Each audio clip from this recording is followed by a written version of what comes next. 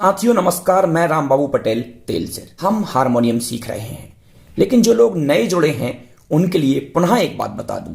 Harmonium सीखने में सबसे महत्वपूर्ण होता है उंगली का चलन। फिर दूसरे नंबर पर चीज आती है स्केल। तो 12 स्केल को आपको समझना है, 10 थाट को आपको समझना है। के बाद आपको कानों को बिल्कुल तैयार रखना है, कानों को पक्का करना है।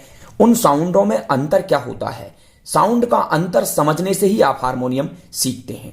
फिर सबसे पहली समस्या आती है सारेगामा कैसे बनाएं। जो लोग नए जुड़े हैं उनके लिए एक बार पुनः सारेगामा बनाने की पद्धति मैं बता देता हूं।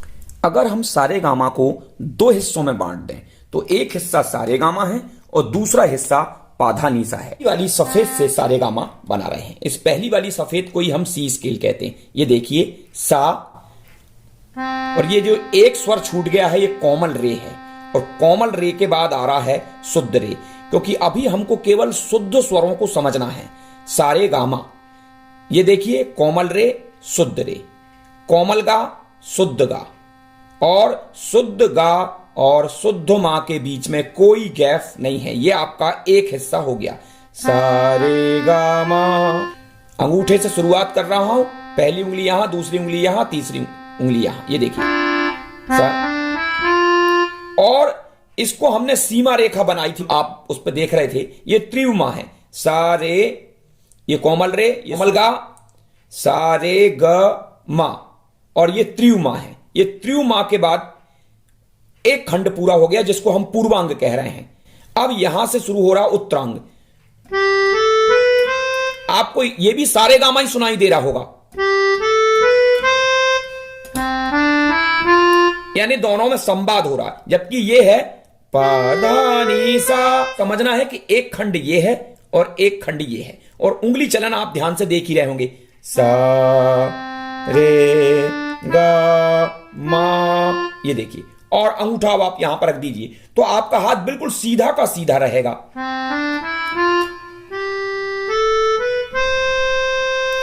और जब आप अवरोह करेंगे तब भी बिल्कुल सेम इसी तरीके से आएंगे।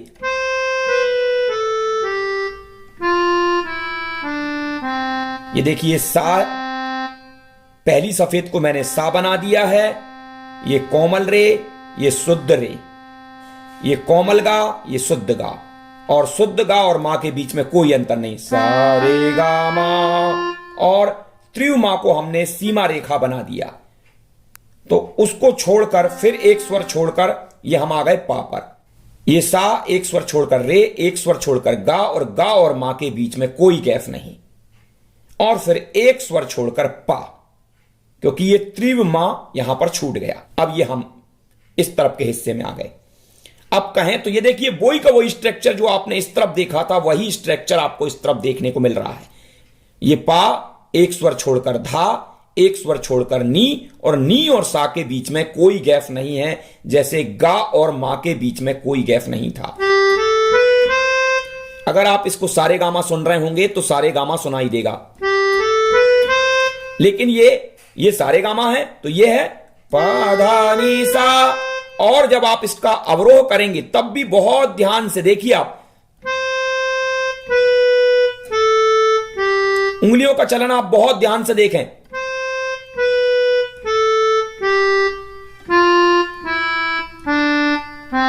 बहुत धीमे धीमे करें।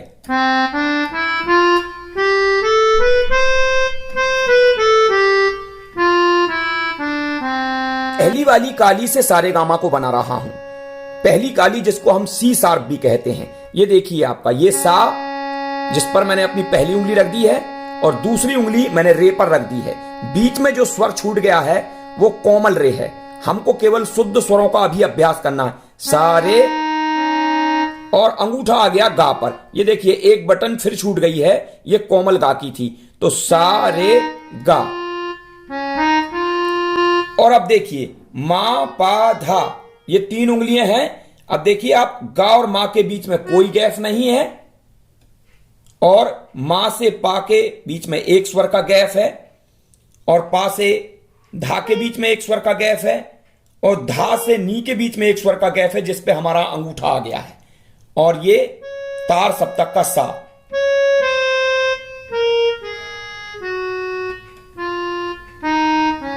ये अवरोह भी बिल्कुल सेम, जिस तरीके से हम उंगलियों का क्रम हमने जाते समय रखा था वही क्रम हमारा लौटते समय रहेगा, यानी अवरोह करते समय सा नी धा पा मा गा रे सा।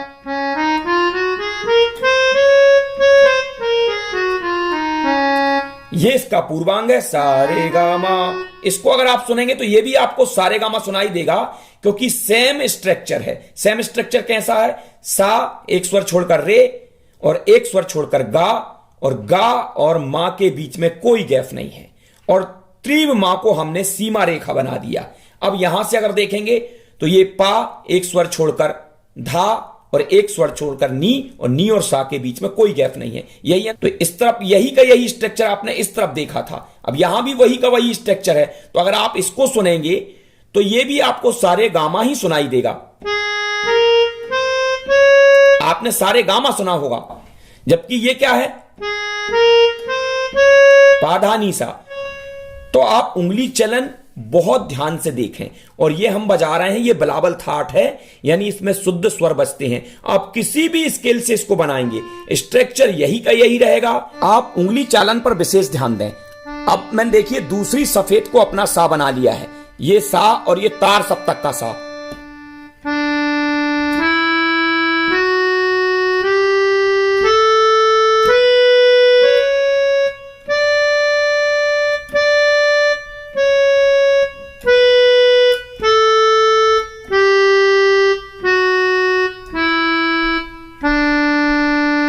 अब देखिए मैंने दूसरी काली को अपना सा बना लिया है। इससे आप उंगली चालन ध्यान से देखिए, आपको 12 स्केल में ही हर थाट को करना है।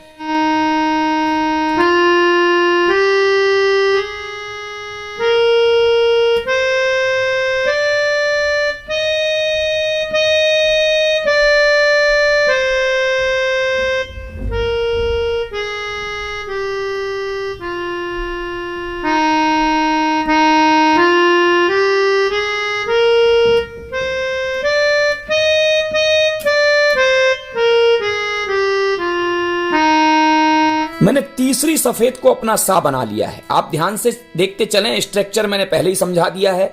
अब ज्यादा वक्त ना लेते हुए आप केवल उंगली चालन को देख लें।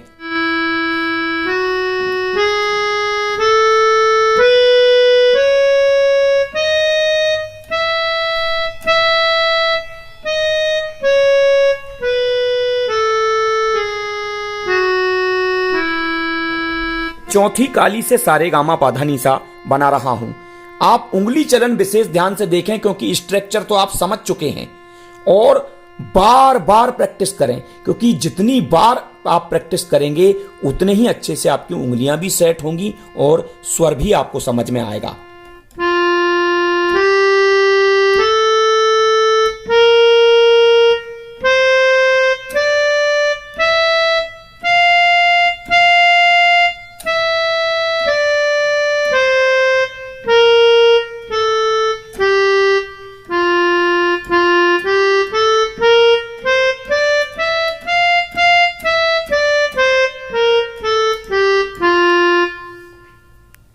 तीसरी काली से हम सारे गामा पाधा नीसा बनाना सीख रहे हैं। देखिए आप बनाएंगे सारे गामा पाधा नीसा। सा एक स्वर का अंतर रे, एक स्वर का अंतर गा, और गा और मां के बीच में कोई गैप नहीं। एक स्वर का अंतर पा और एक स्वर का अंतर धा, और एक स्वर का अंतर नी, और नी और सा के बीच में कोई गैप नहीं। आपको उंगली चालन विशेष रूप से सीखना है। स्ट्रक्चर आप सीख चुके। ये देखिए तीनों उंगलियां, यहां अंगूठा, ये 2 उंगली यहां आई, यहां अंगूठा आया, और ये पहली उंगली यहां आ गई, और यही क्रम आपके अवरोह का रहेगा। पहली उंगली यहां रख दी, ये अंगूठा यहां आ गया, ये 2 उंगली यहां आ गई, ये अंगूठा यहां आ गया, और ये तीनों उंगली यहां आ गई। आपका हाथ फंसना नहीं चाहिए।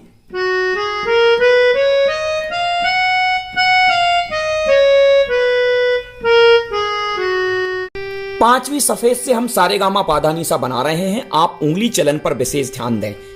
उंगली चलन का नियम आपके धीरे धीरे बजाते बजाते समझ में आ जाएगा। पांचवी सफेद पर अपना अंगूठा रख दिया है, आपने अंगूठा सा पर रख दिया है, यानी पांचवी सफेद पर अंगूठा रे गा और मा, पा, धा और नी और सा। आप उंगली चलन ध्यान से देखें।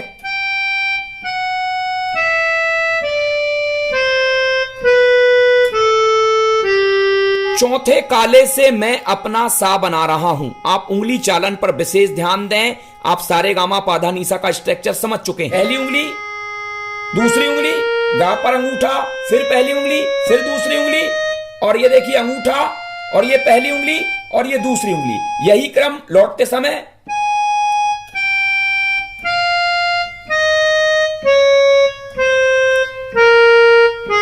सा, रे, ग, मा, पा, धा, नी और ये सा। सा, नी, धा, पा, मा, ग, रे, सा।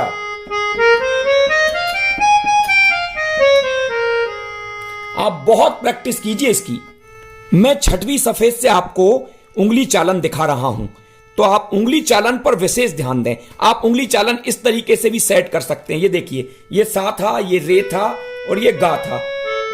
तो आप पहले से ही इस तरीके से, ये देखिए, सारे गा पर उंगली रखा चुकी है, सारे गा, और ये मा पर आपका अंगूठा, पा, धा और ये नी। आप पहले से ही ऐसा सेट कर लें इसको। ये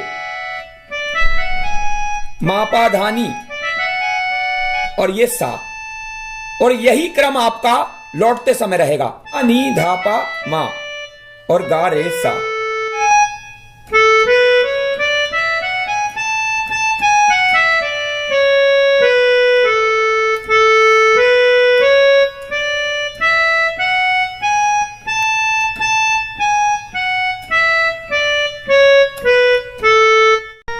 मैंने 5वें नंबर की काली को अपना सा बना दिया है। आप उंगली चालन बहुत ध्यान से देखें। ये देखिए,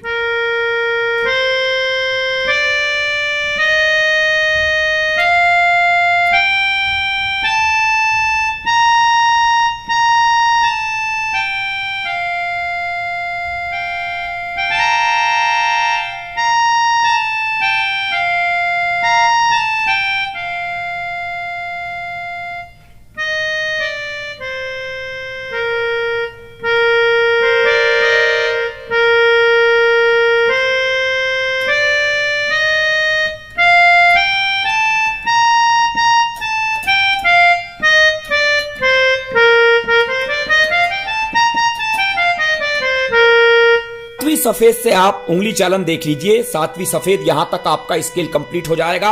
ये देखिए, सा पर अंगूठा, रे पर पहली उंगली, गा पर आपकी दूसरी उंगली और मा पर फिर से अंगूठा आ गया, और देखिए पा पर आपकी ये पहली उंगली, धा पर आपकी ये दूसरी उंगली, नी पर आप ये तीसरी उंगली और सा पर ये फिर से अंगूठा आ गया। सा, नी, धा, पा, मा, गा, रे, सा।